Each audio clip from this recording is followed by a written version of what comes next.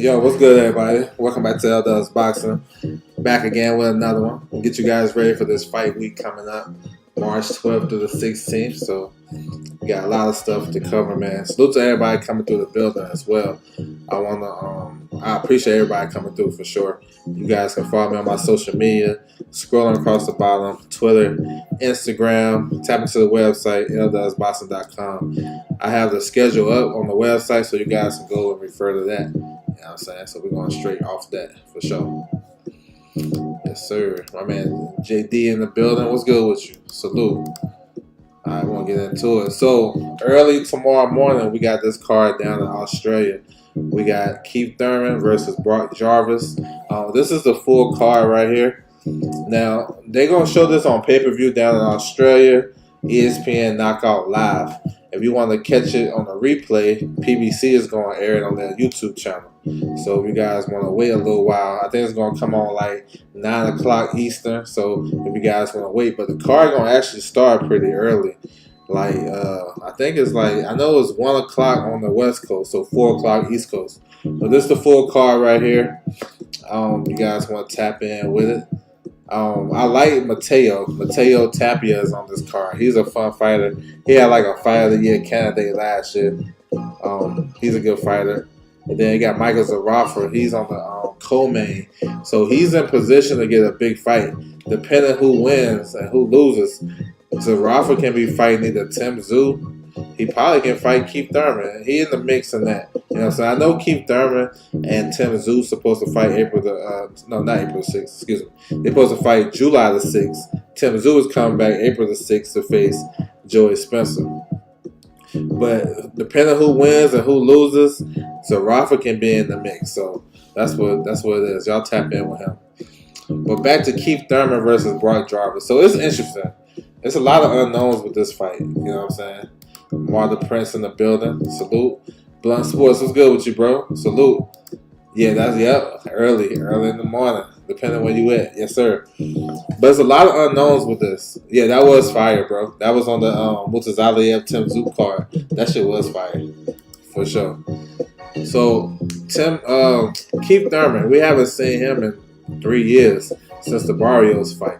A lot of injuries, a lot of inactivity. So we don't really know what Keith Thurman we're going to get. You know what I'm saying? We don't know if his legs is gone. We don't really know. There's a lot of unknowns. I'm gonna go with. I think he got something left. I think if anything, the Keith gonna have is ring IQ, and he gonna box well. We know Keith haven't had a knockout in a long ass time. I don't remember the last knockout. He had a couple of knockdowns, and he hurt Barrios in that fight. But he's more so as a good boxer. He'll land some hard, heavy shots when needed. But he's moving and using the ring, using his IQ. He can mix it up and be aggressive, or he can use the back foot. I think he's gonna do this in this fight. It's unknowns with Brock Jarvis too. He's a big, strong kid. I know he started off at like 122, but as you guys gonna see, he's gonna rehydrate up real heavy. He's gonna be like 180 tomorrow morning. Y'all gonna see. He's a big guy. I think Thurman is gonna box this guy. He haven't scored a knockout in a long time. He's coming off a bicep injury. He's gonna play it safe. If the knockout comes, he's gonna take it. But Keith Thurman ain't been one time since HBO type shit, right? He ain't been one time in a long time. Yeah, he had some good wins, and that was back in the day. As of right now, we don't know what we're gonna get with this 36-year-old Keith Thurman who'll be out the ring for 3 years. So I'm gonna go with I'm gonna be kind of conservative. I'm gonna say Keith Thurman by unanimous decision. He gonna box well. He gonna time this kid. He gonna have him walking into some shots. I don't know about the knockout. This is his first fight back at 154 since Keith Thurman was a prospect back in the day. You know what I'm saying? Coming off of injuries, 3 years out the ring. I'm going to say his ring IQ, his experience, get him a unanimous decision. You know what I'm saying? Then he'll be on to a bigger fight against Tim Tszyu. If Tim Tszyu come through with his fight against Joey Spencer in April, these guys going to fight in July. So we'll see. My bro Mike in the building. What's good with you, bro? He got a better replacement. Yo, I seen that, yo. I seen that. Salute to you, bro. Havoc in the building. Salute. I seen that. Should be fun, too. Alright, so this is another early one for you guys. You gotta get up for this one.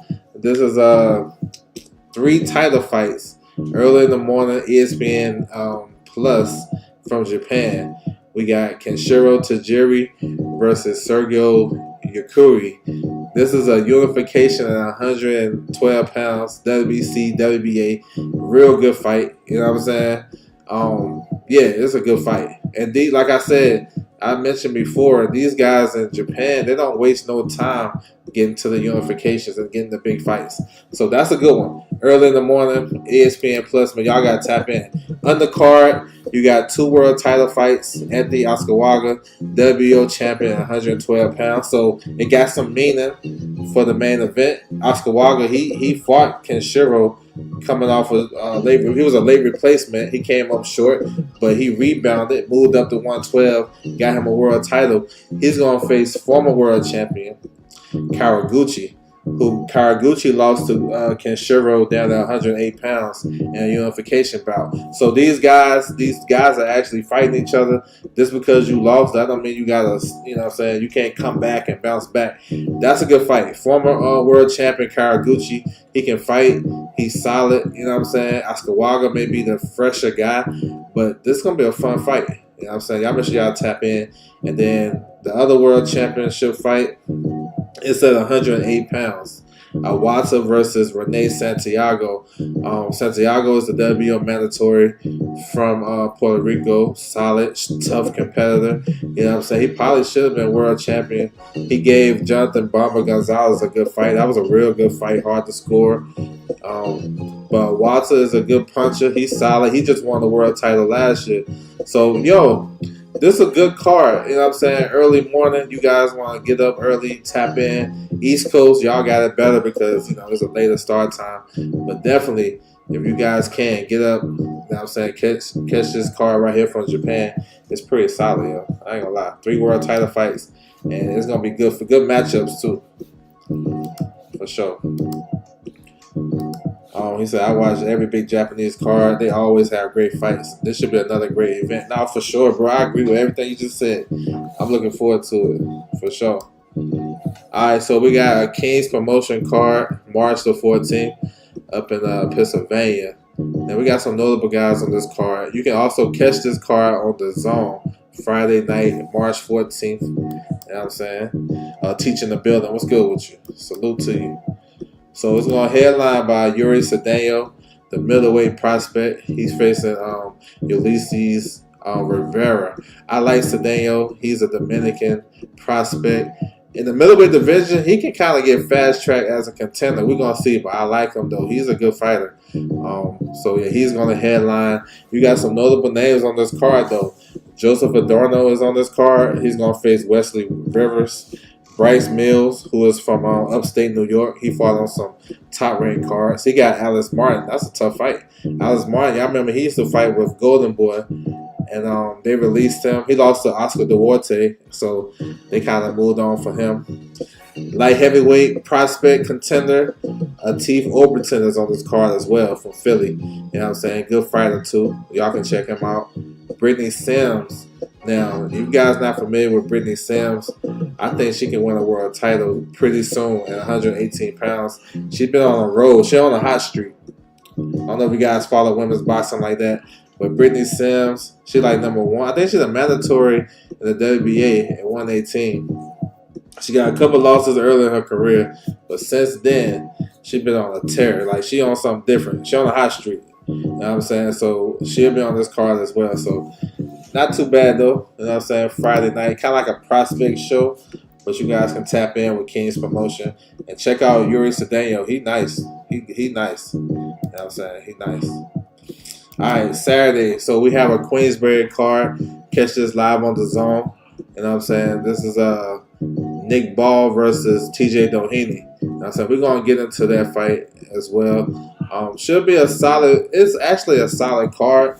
And I already know about TJ Doheny. I got it. We're going to talk about it. But I like the undercard fights as well. Brad Strand versus Balata. That's a good fight. Balata is one of these guys. He's like a gatekeeper. He's a high level gatekeeper. Like you bring him in to get your young guys some good rounds and stuff like that, but he can beat your guy. You know what I'm saying? He gave all these guys in the UK a tough fight. You know what I'm saying? Damn near. He beat Andrew Kane, who was in the co-main event. But yeah, Strand versus Bellotta should be a pretty good fight. Action packed. You know what I'm saying? Real good. Also on this card though, you guys gonna be able to see Yadier Herrera, the lightweight prospect. He was in contention to get the Shakur fight. He didn't meet the weight, so that's why he didn't get it over Joshua Pally, who made the weight and was already getting ready for the fight. But Herrera, he's good. He has the potential to be a future world champion. You know, I'm telling you, he got a lot of flash and flair. So make sure you guys tap in with him. He's on this undercard. Andrew Kane versus Charlie Edwards. It's a good fight stylistically because Kane is a guy that comes straight forward. He's in the same training camp as Nick Ball, so they got similar styles. Rough and rugged guy trying to get to the body, rough you up. Charlie Edwards is a boxer. You know what I'm saying? He can move, he can box. Not sure if he's a big puncher at bantamweight, but he's more so the boxer. This is the older brother of Sonny Edwards, who just retired. So this is a pretty solid fight, Kane versus Edwards. And main event. Now I already know TJ Doheny coming off a knockout loss and he getting an opportunity and all that shit. We already know what it is. We're gonna focus on the matchup though. And how this shit look. Man, TJ in the building, man. Appreciate you, bro, for the super chat. He said salute. Always appreciate your insight, man. Thank you so much, bro, for supporting the channel. Appreciate you, bro. Nah, he's super. Yeah, for sure. I think the only one that beat him easy was it Liam Davies. He give everybody a run for their money. Yeah, he is live. Y'all pay attention to my guy TJ. If you guys betting, y'all pay attention. Bellotta is live, bro. If Kane can learn to cut the ring off, he can make it an easy night. Yeah, he's super strong. Bring that intensity. And I don't think Charlie Edwards have anything to keep him off, to be honest. He got to be razor sharp. You know what I'm saying? I like Kane in that fight. Yeah, he's game as they come, for sure. Charlie Edwards is back. I thought he retired. He been doing this thing. He was actually supposed to fight IBF final eliminator, but he pulled out because he didn't like the purse split. You know what I'm saying? This fight right here, though, I know we got here in a crazy way, but I think it's going to be an action-packed fight. TJ Doheny is a crafty southpaw. He got power. He moved up to 126, so I don't know how that's going to look. But I think it's probably help him out. Like, I thought he boxed real well against Anyway, all things being considered, his last fight. But he couldn't keep it up. He was making Anyway think, and he had some good timing in that fight. Now, he can do some of that in this one. I don't know if he got the legs, though, because, Nick Ball going to be in his chest.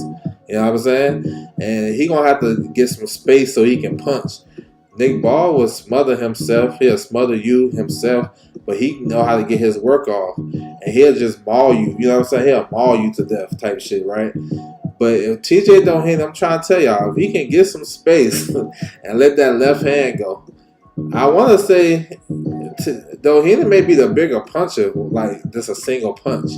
But he going to have problems with Nick Ball's underrated jab, his aggressiveness, his being aggressive, and his overall speed. He got good foot speed, good hand speed, and for a short guy, Nick Ball got a good jab, real good jab.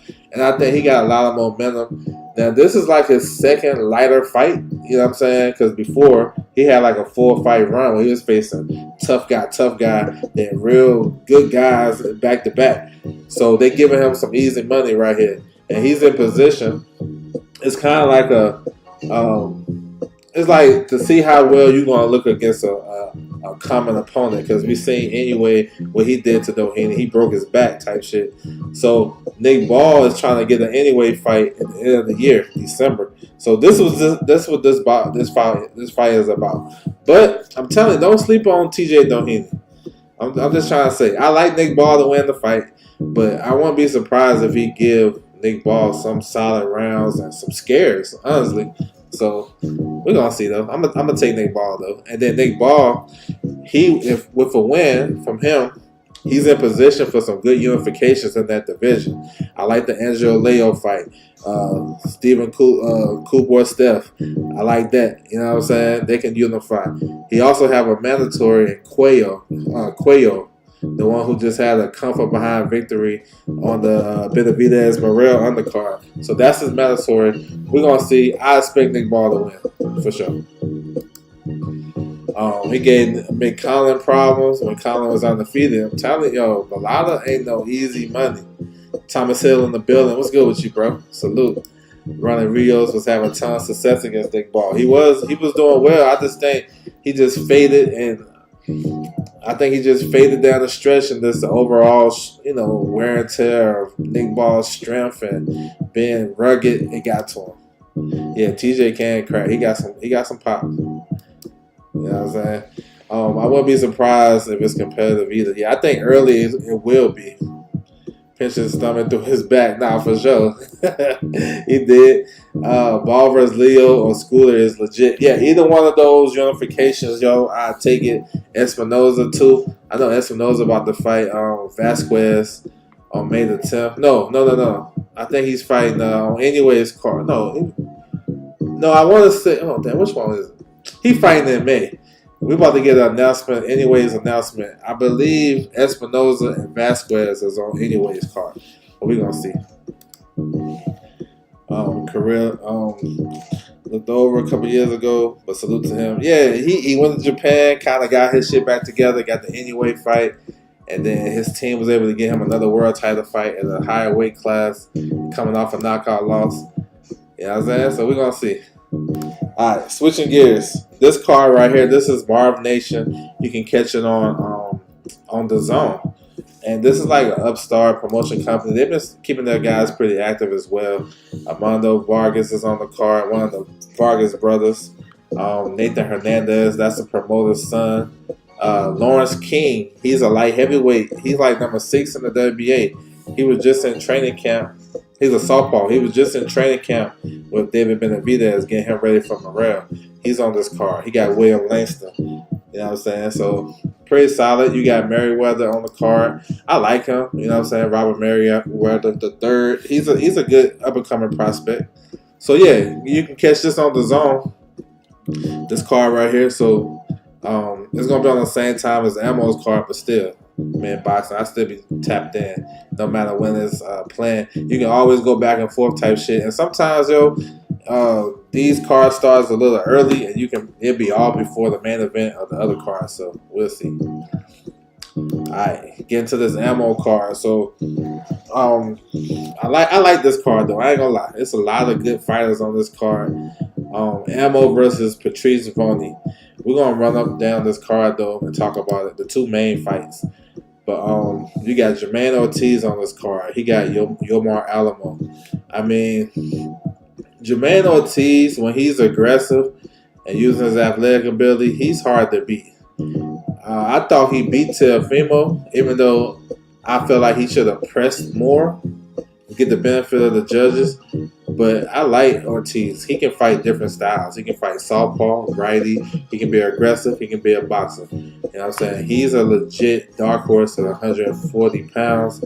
And I think eventually he's going to make his way to 147 because he always looked real big at the weight. So, yeah, he's on this card. He got a top 15 ranking in a couple of sanctioned bodies. I like Jermaine Ortiz. He's a good fighter. We have a rematch, Jose Ramon versus Jaleel Hackett.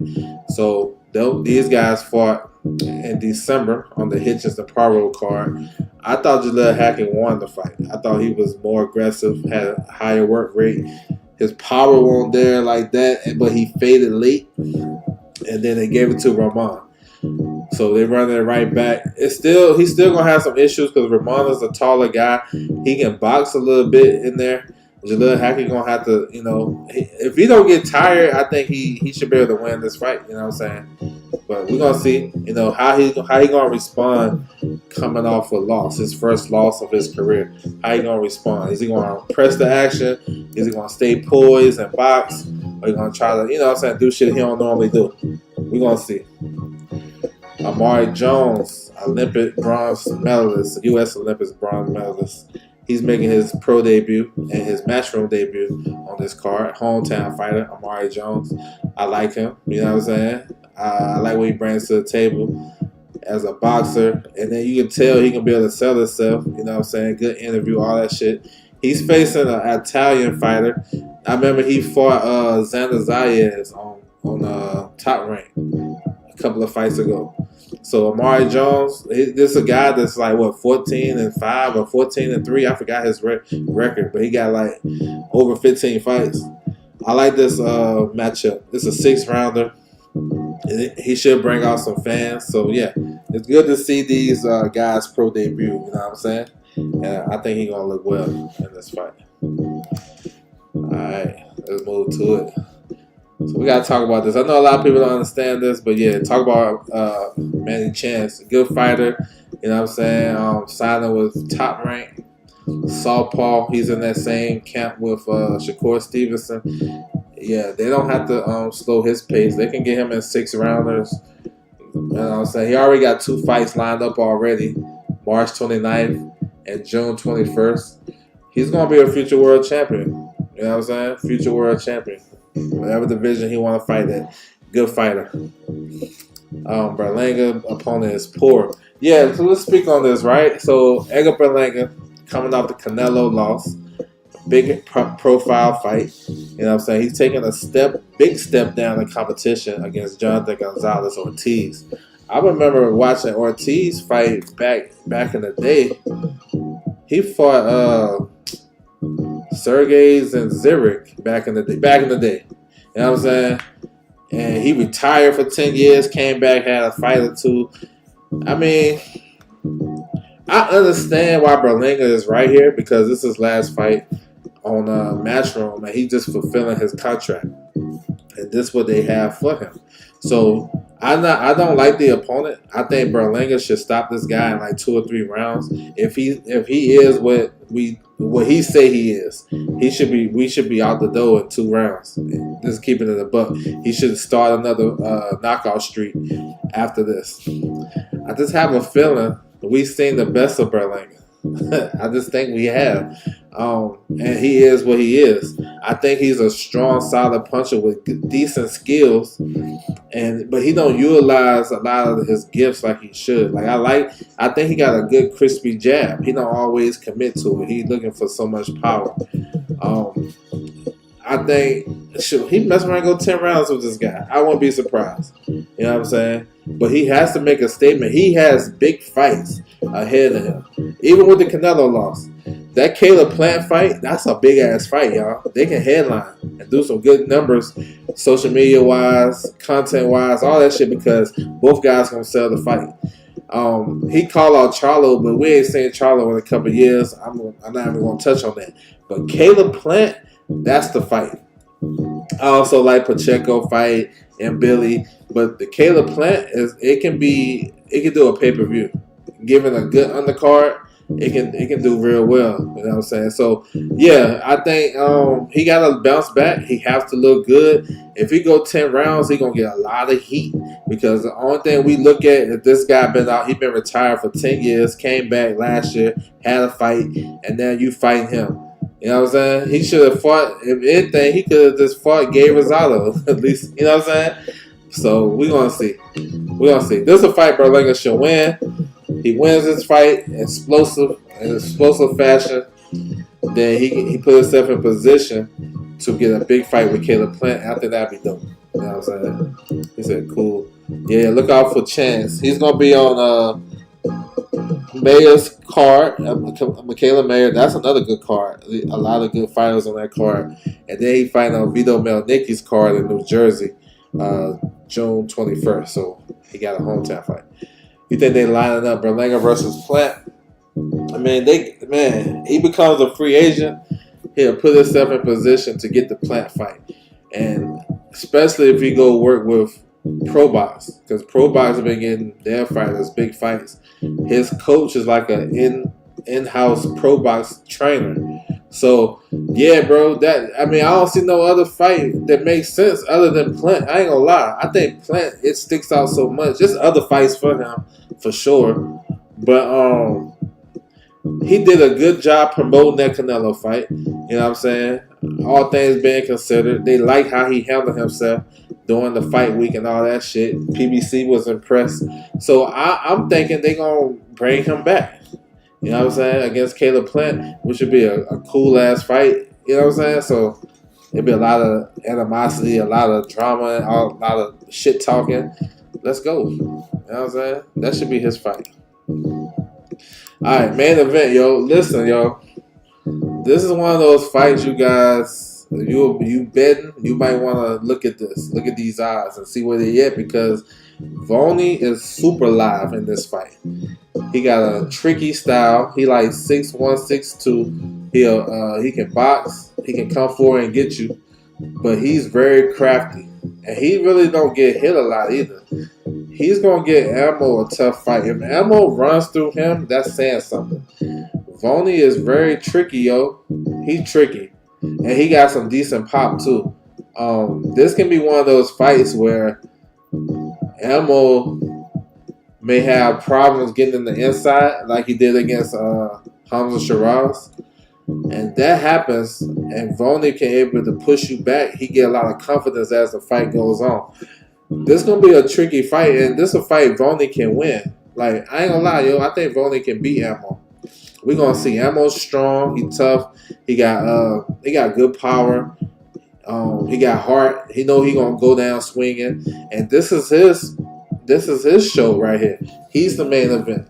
You know what I'm saying? So I think he's gonna bring it, but this gonna be a tough fight for Ammo. It's gonna be a tough fight. You know what I'm saying? In some ways, even tougher than the Hamza Shiraz fight, because Hamza was giving him opportunities. Patrice Volney may not give him no opportunities. You know what I'm saying? He's gonna have to set something up to get to Volney. With Hamza Shiraz, he was right there in front of him. He was getting clipped. He just didn't have enough power to put a dent in him. You know what I'm saying? And change the fight. Volney is one of those guys that can he'll slow the fight down and make it dull and get his shit off. And you know what I'm saying? While you look up, you down 2 or 3 rounds. Volney live in this fight, y'all. I'm telling y'all. He live. So y'all tap in with that though. That should be a good one though. If Ammo run through him, I think that's saying something. You know what I'm saying? You gotta put some respect on Ammo's name. Alright, last card. We got Sunday night. This is a St. Patrick's Day card. Live on UFC Fight Pass. They at the Garden, y'all. You know what I'm saying? The theater. You got Callum Walsh. He fights at 154 pounds. They're trying to build him to a star on some John Dudley type shit, if y'all guys remember him. But the undercard is pretty solid. Got some decent names on the undercard. You know what I'm saying? Cletus Selden is back. You know, he's always an action-packed fighter. He's on the card. Thomas Cardi, he facing the Juan Calloway. Cardi is a big southpaw, like 6'5". He got I think Dylan White is his manager. You know what I'm saying? So he's Irish. It makes sense for him to fight on this card. Calloway, old big 400-pound dude, like 6'4", 400 pounds. He got skills though. Calloway got some skills. If you out here bullshitting around, he can mess around and do something to you. You know what I'm saying? Calloway ain't no trash fighter. He just overweight. That's it. Firgal McCory is on this card. We last seen McCory in the ring with Lamont Rose Jr. And Lamont Rose stopped him in like 7 rounds. That was on the Pro Box card. So he's back. First fight after that fight, he got Keenan Carbajal. Carbajal is from Arizona. You know what I'm saying? So, not a bad card though. You know what I'm saying? Especially for NYC, St. Patrick's Day. So, yeah.